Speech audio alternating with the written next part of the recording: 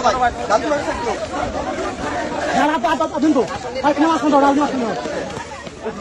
লীগ সরকার সেখানে কারা ছিল? আওয়ামী লীগের এখানে ছিল আমাদের দেশে, আমাদের গোপালগঞ্জের সাধারণ জনগণ, গোপালগঞ্জের সাধারণ মানুষ এখানে ছিল। এখানে তো কোনো আওয়ামী লীগ ছিল না।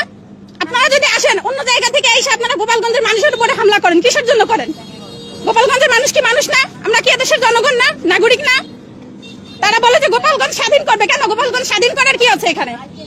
আমরা কি পূর্ব পাকিস্তানের লোক? আপনারা মাইক্রোফোন আমাদের কাছে ধরার দরকার নাই।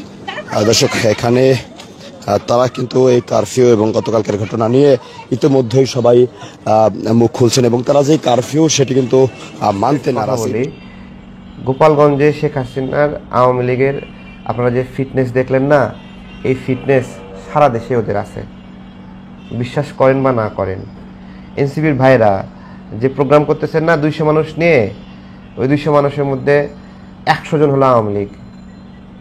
জাস্ট ওদের যদি সিগন্যাল ওরা পায়, জায়গায় আপনাদের ঘাড় মটকায় দেবে।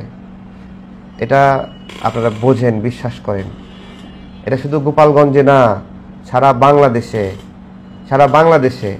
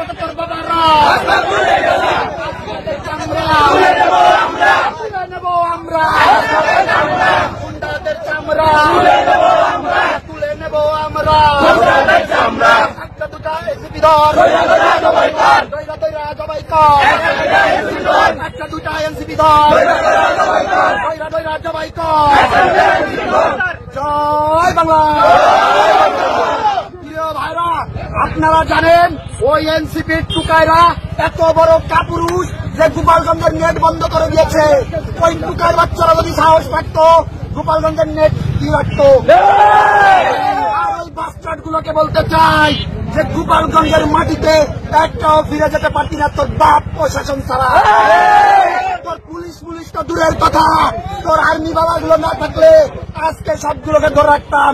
তার চেয়ে বড় কথা, নেট চলো না হলে আজকে আমরা সবাই একত্রিত হয়ে ওদেরকে ধরে রাখতাম। আজকে আমরা বলতে চাই এই মাটিতে হযরত শামসুল হক ফরিদপুরি রহমাতুল্লাহি আলাইহি জন্মগ্রহণ করেছে। এই মাটিতে বাংলাদেশের রূপকার বঙ্গবন্ধু শেখ মুজিবুর রহমান জন্মগ্রহণ করেছে। আপনারা ভয় করেন না, সকলে মিলে ওদেরকে আমরা প্রতিহত করব।